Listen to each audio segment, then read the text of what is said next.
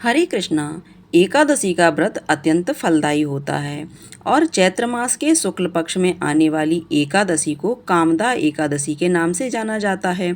इस दिन श्री हरि की भक्ति करने से सभी मनोकामनाएं पूर्ण होती हैं और जीवन के सभी दोष भी दूर हो जाते हैं।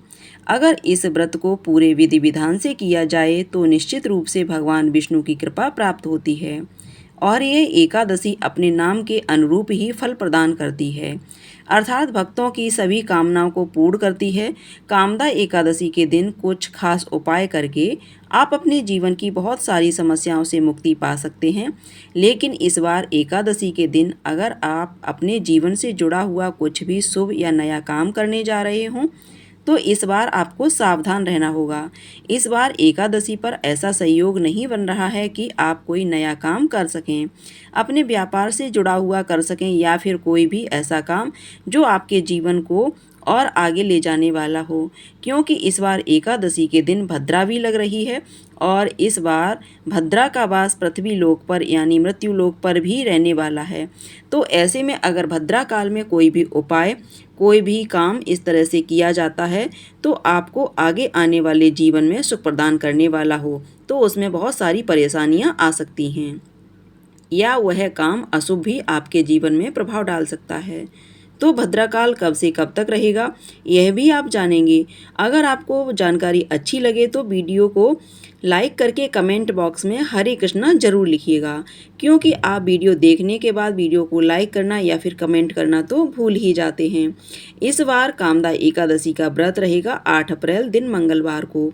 सभी लोग इस दिन उपवास रखेंगे और इस बार एकादशी व्रत की तिथि को लेकर भी कन्फ्यूजन नहीं है, इसलिए आप 8 अप्रैल से एक दिन पहले यानी 7 अप्रैल दिन सोमवार को 10वीं तिथि के नियमों का पालन करते हुए तुलसी के पत्ते भी अवश्य तोड़कर रख लें, क्योंकि भगवान विष्णु के भोग में एकादशी और द्वादशी को तुलसी जी के पत्ते अर्पित किए जाते हैं। एकादशी तिथि 7 अप्रैल दिन सोमवार को रात 8:01 से प्रारंभ होकर 8 अप्रैल मंगलवार की रात तक 9:12 तक रहेगी और एकादशी व्रत के दिन सुबह 8:32 से रात 9:12 बजे तक का जो समय है वह भद्रा काल का रहेगा।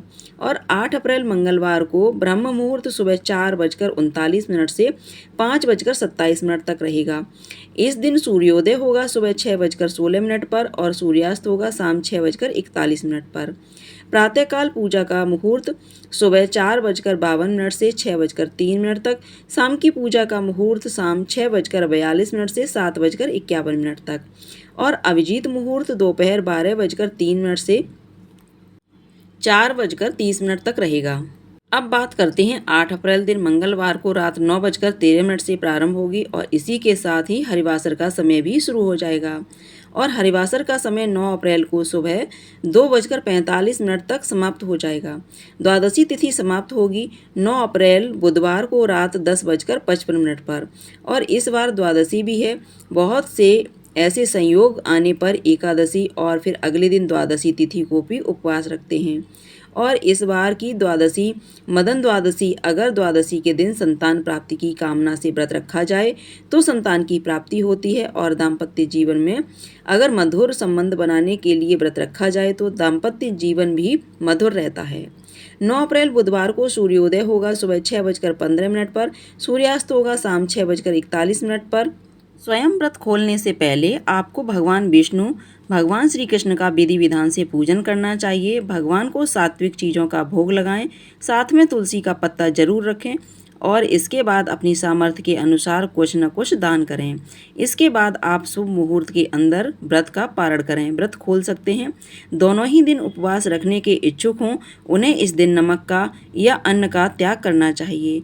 आप केवल फलाहार कर सकते हैं और बहुत अधिक आवश्यकता हो तो आलू, साबूदाना, जितने भी ड्राई फ्रूट्स होते हैं या उनका फलों का जूस आप सेवन कर सकते हैं, क्योंकि कामदा एकादशी का व्रत है। सभी प्रकार की मनोकामनाओं की पूर्ति के लिए आज आप एकादशी और द्वादशी तिथि हो सके तो दोनों ही दिन या फिर केवल एकादशी के दिन भी किसी गरीब को पीले ओढ़ने वाले वस्त्र और पीले भोजन का जैसे पीली दाल का या बेसन आदि का दान कर सकते हैं।